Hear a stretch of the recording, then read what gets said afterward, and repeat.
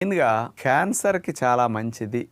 ప్రారంభ దశలోనే రకరకాల క్యాన్సర్ కణాలు కూడా తొలగించడానికి బాగా పనికొస్తున్నది. వాటిని నాశనం చేయడానికి, క్యాన్సర్ కణాలు మళ్ళీ పెరగకుండా స్ప్రెడ్ కాకుండా రక్షించడానికి వంకాయ ఉపయోగపడుతున్నదని సైంటిఫిక్గా ఉన్నాయి అన్నమాట.